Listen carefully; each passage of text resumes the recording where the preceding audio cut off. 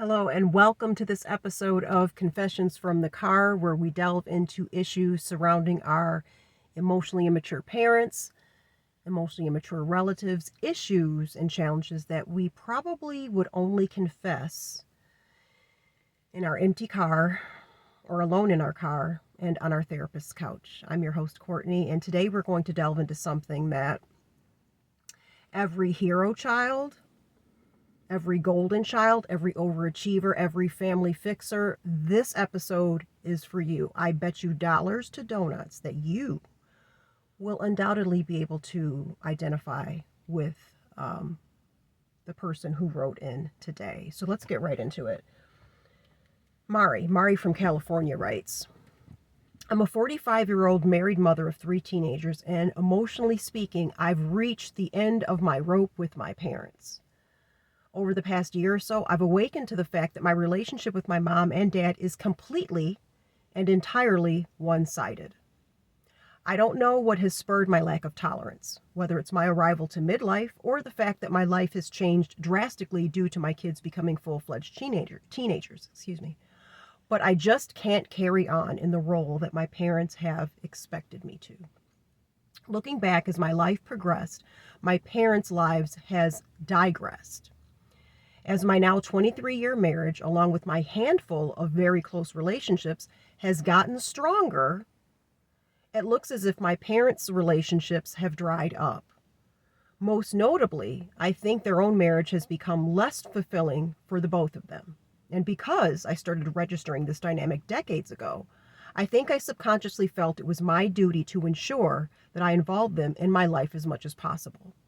I adopted the they're lonely and I should save them mentality. What I didn't realize at the time was that my urge to rescue them was not new. I had been twisting myself into knots to try to please them my entire life, but more on that in a minute.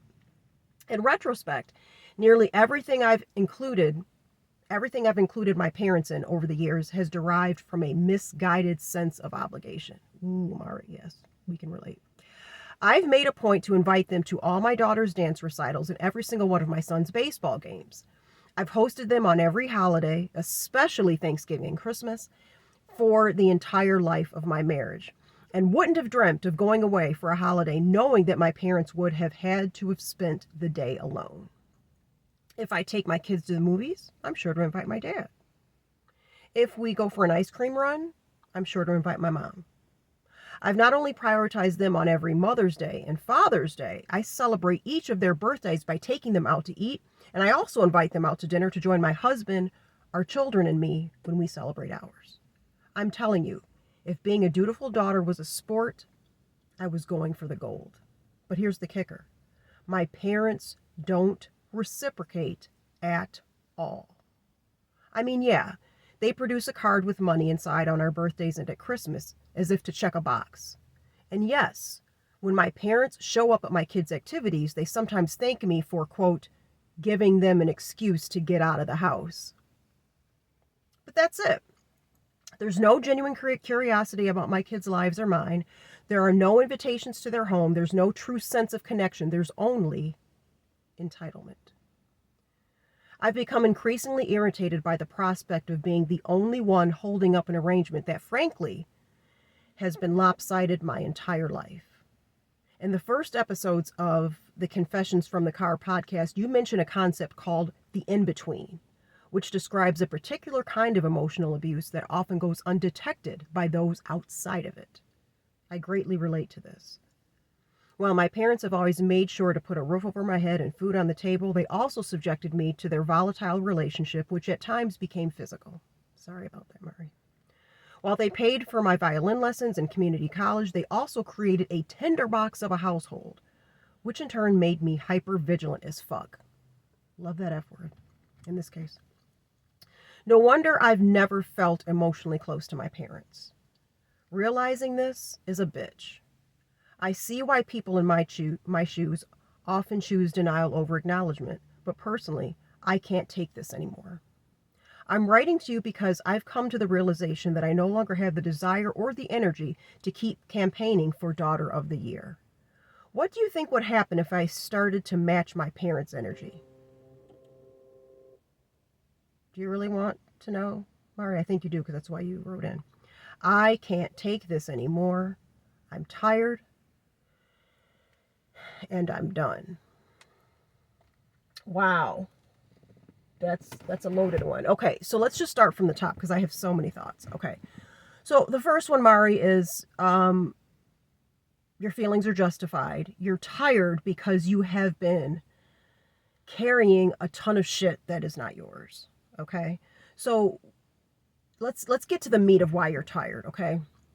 What you're describing, all the emotional labor that you're describing, emotional labor, there's another term for it too in terms of family relationships. It's called kin keeping, like keeping kin, right? So like keeping the familial relationship alive. So kin keeping is, in theory, supposed to be a shared activity, right? I care for you, you care for me, no matter what the dynamic is. Parent, especially adult, child, parent, sister, brother, cousin, whatever, right? So it's supposed to be founded and based upon reciprocity. And you're tired, Mari, because there is none of that. You are the structure.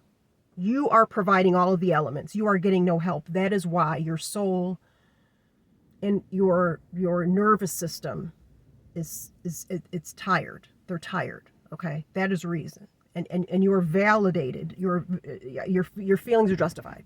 Okay, so I'm validating you. Full stop. So this one-sided dynamic happens in a very particular instance, and there are two things that happen usually. One is that when the parents don't have the capacity for reciprocity, meaning they only know one-sided. They only know take. They only know you give, I take.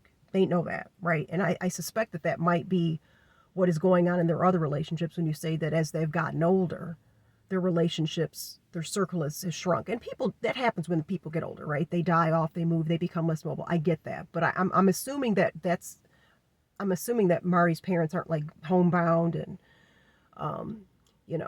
infirmed, I'm thinking that what's happening to them relationship-wise, even within their marriage, is the legacy of non-reciprocity, right? If you keep taking and you don't give, sit back and watch. The relationships around you will crumble and disintegrate. They just can't, they can't maintain themselves because eventually even the people who have been comfortable or who have been trained to do the heavy lifting, eventually everybody's got their limit. So this is going way out on a limb here, but there is a reason why Mari's parents' marriage is floundering. Now there could be a multitude of reasons, right? That's a whole nother podcast for a different day in a different podcast, right? But I venture to say though, if both of her parents are equally selfish with her, it's not a reach to assume that they might be equally selfish to each other, right? So that's why their marriage is floundering, right? And because of that, people who once maybe put up with them in the past, other friends, are not so apt to do so. So their circle is shrinking, and so now they're pulling on Mari more than ever to please continue to be our entertainment director. Please continue to show up. Please continue to do all the organization for the holidays so that we can put on the happy appearance of a happy family. Like do all that for us so that we can just show up and luxuriate in the facade of having some sense of normalcy in our relationship, right? That's what's going on here. That is exactly what is going on here. So back to what I said a couple beats ago. This happens for two reasons. One of two reasons, sometimes both. One is that the parents don't have the capacity to reciprocate, okay? And then the other reason is far more hurtful, in my opinion. And it's when parents, while they won't cop to this, and I'm not going to try to let them off the hook, but I think some of them are not even aware that they have this belief. When they have this belief that you're 18, I don't need to feed your ass, I don't need to clothe you anymore, I don't need to do any of that, you're an adult, now it's my turn to recoup on my investment. All those violin lessons, the community college, the doctor's appointments, the braces, all that shit. Now the bill comes due, baby. You are supposed to now be my undying, unyielding, until I die proof that I'm a good parent. I'm not going to do anything. I'm not going to ask about your children. I'm not going to ask about you. I'm not going to ask about your husband. I'm not going to ask when little Timmy's soccer meets are. I'm not going to ask when little Brittany's next tap dancing recital. I'm not going to ask any of that. I'm going to sit back and you are going to funnel all the information to me, and I'll show up when I feel like getting out of the house. and I will show up as the role of the doting, loving grandparent. And then I will go home and I will just retreat into my home and not call you until I hear from you when you're planning the next Thanksgiving or next Christmas or whatever, right? So the other, like I said, the first reason, no capacity for reciprocity. The second is that possibly they think this is your job. Your job is, okay, I did all that stuff from 0 to 18. Now, from the time that you're, 20 till you die, now your job is to pay me back for parenting you. It's like Uno reverse to them. Okay. So I don't know. It could be one or both of these that Mari is experiencing, but what she is experiencing and what she is feeling is real as fuck. It's real. And so there's a concept for this actually. Two sources I will put in the caption. One is a podcaster here on YouTube by the name of The Little Shaman. Look her up. But gird your loins and get ready, because she is feeding it to you, serving it to you on a silver platter, straight, no chaser. She has an episode, The Little Shaman, and I'll link it. The episode is called When You Stop Filling in the Gaps. When you stop filling in the gaps. And what she basically, I think it's like about a 15-minute episode. Listen, I've listened multiple times. It's an OG whenever you want it again, like just unfiltered and real. The Little Shaman is for you. But in this particular episode, she says, you know what, a lot of people like Mari stop or don't stop doing all the heavy lifting because secretly they know what's going to happen. Mari, you know the answer to the question. If you stop matching your parents' energy, that's it. I'm not saying you guys are going to devolve, just kind of spiral into no contact, but it's going to be pretty damn close. If you're waiting for a call, it probably ain't coming. Now, sometimes when parents realize that their adult children like Mari have tired of the rigmarole, and they sense a change, right? They sense the emotional shift. Adult children like Mari usually don't have to say anything. You just start pulling back. You let your actions be the guide. And I guarantee you, your parents will notice. Now, you might see what is oftentimes called an extinction burst or a variation of an extinction burst. And what I mean by that is when someone who's always done the overfunctioning stops overfunctioning, the people who have been the recipients of that overfunctioning start to panic because they're like, wait, but this is not supposed to happen, right? So sometimes they come rushing back with the love bombing, right? It's not, it will feel disingenuous. Is that a word? Disingenuous? Not genuine. It will feel that way because it is. Their playthings are slithering away, right? They've got out from under the grasp, and the parents will sense that, okay? But what will happen if you match their energy, Mari, more than likely is that you will really see the relationship for what it is. You know already, but it will be laid bare. And if you have thought about it, but actually haven't internalized what it will be like to feel what it's like, you will feel it. I'm not going to tell you what to do either way. But I do think that a lot of times adult children like Mari hold on a little longer than they should, because secretly, deep down, they are afraid of backing off. They are afraid of matching the energy because they know what they will do. But here's my question. You're afraid of losing something, right? You're afraid if you back out, if you back off, if you stop overfunctioning, the relationship that you have with your parents will disintegrate. My question to you is, what relationship? What relationship? It's a facade of a relationship. It's a fallacy. It's what's the Wolf of Wall Street? It's a woozy, it's a wazi, it's a fugazi, like that. It's that. That's what it is. It's not real. You don't have it. Everyone's playing pretend. When you stop matching the energy, the jig is up. So I mentioned The Little Shaman. I also want to direct you to Dr. Sherrie, I believe her last name is Campbell. Sherrie spelled Sherrie. I will link her as well. I don't know if she coined the term, but I associate with her heavily, her account, low effort family. The low effort family, they love holidays. Holidays are their hills to die on. Why? Because they can come around for a handful of days of the year under the semblance, under the delusion that there is a real family there. Not a family there. If you need a holiday, holidays constitute less than 10 days of the year. There's 365 days in a year. If the only time you speak to someone or the only time you congregate is a holiday, and you can go about your merry way all those other days, if the person who so desperately needs to spend that holiday with you doesn't even know what your kids are doing next weekend or what, I don't even have to finish the sentence. We know what function the holidays perform, right? And so same with the gift giving. Here, I wrote you a check. Here, look, I love you. I gave you a gift. Can't tell you when the last time little Susie was on the stage, but I'm giving you a gift, right? So your exhaustion, Mari, is a boundary signal. It is your nervous system, your gut, your primal self, maybe even your inner child saying, you know what, fuck this shit. Like, that is what you are feeling. One other thing I would like to say, the societal narrative, oh, it's family. You only get one mom. You only get one dad. Here is my question, and this is a rhetorical question because those of you watching already know the answer, but I'm going to ask it anyway because this is like it needs to be brought up. The kind of complacency, the kind of neglect, I'm going to call it neglect, the kind of complacency and neglect that Mari is experiencing in her relationship with her parents.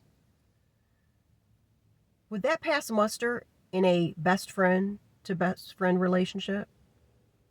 Think about it. If you had a friend in your life, some of us do, and some of us are awakening to this fact. I know I've had my fair share, where you're always the one reaching out, always the one remembering birthdays, always the one answering the phone on the first ring, always the one twisting yourself into knots, lying down and making yourself a doormat in order to keep a relationship functioning. That's not a relationship. That's like it's an obligatory bind. I don't even know what you call it. It's not a relationship though. Because in any other, apply it to a marriage. See how long the marriage will last. Maybe people will last because they don't want to get divorced and they don't want to divide up assets or they don't, whatever. But that is not a marriage. True relationships, true unions cannot survive under the guise of a lack of reciprocity. There will be something there, some shell of something, but it's not a true relationship. Can't. It defies logic and physics, I think. I'm not a scientist, but okay. To tie a bow around all this, Mari, don't wait for change. I think you know this too. Don't wait for change. It ain't coming. So you are going to have to change. And I highly endorse the notion of matching energy. And to them, your parents, it will feel like abandonment. It will feel like cruelty because the lighting yourself on fire to keep them warm has been their furnace. Okay? So when you stop providing that free heat, of course they're going to be a little rattled. Another analogy I love. You will hear this in future Confessions from the Car podcast, but Jerry Wise, look him up on YouTube too. I'll note him below too. Jerry Wise has a beautiful analogy of a baby mobile. One of those baby mobiles that's above the crib, and you've got the hanging little things, like a toy, the car and the bear, whatever, and they're on the string, right? And they're going around and around. So Jerry uses the analogy of a family being a mobile. And so it's still, right? Imagine a still mobile. It's not going around. But imagine what will happen if let's say there's 6 things hanging from the mobile. There's a bear, a shoe, a baseball, whatever. 6 things hanging off a string, but they're all connected by the top string. If you flick, you pull, you do anything to move one of the 6 items, the whole mobile is going to shift. And that's what happens, Mari, and that's what's going to happen if you match their energy, because there is going to be a shift there. And even if no one acknowledges it, even if there are no words expressed, they will feel it. And I don't know your parents. I can't make assumptions. But we have on good authority that parents like these, when we stop over-functioning, when we stop over-performing, when adult children like us say, nope, and we just match the energy. You write them a check for Christmas, or they write you do the same thing. They don't call, you don't call. And, they might say they find out some way that there was a recital. Well, I would have wanted to know. Well, you didn't ask. And so they are thinking that you are always going to spoon feed them schedules, set up. No. And I don't think matching energy is cruelty. I think it's conservation.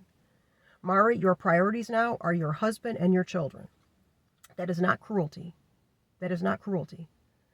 Leave and cleave. You cannot serve two masters. Your priorities now are your husband and your children. I'm not saying that you give your parents a big fat fuck you. That's not what I'm saying. But what I am saying is that you stop over-functioning. You stop over-functioning. One last thing before I go. I wrote about this very situation in my book, Confessions, a collection of extremely candid narratives from mothers in the trenches. This is the 4th edition in the Confessions book series. Look it up. It's on Amazon and Barnes & Noble. Confessions, a collection of extremely candid narratives from mothers in the trenches. On page 93, oh, by the way, I have these are available in paperback and ebook. But on 93 of the paperback, I have a book called, I haven't had coffee today. Short story called Wanted, Grandparents Who Actually Want to Be Grandparents. And this is Joni's take, and she says, quote, I'm the one doing all the emotional heavy lifting. Mari, for those of you who can identify with Mari and Joni, pick this up.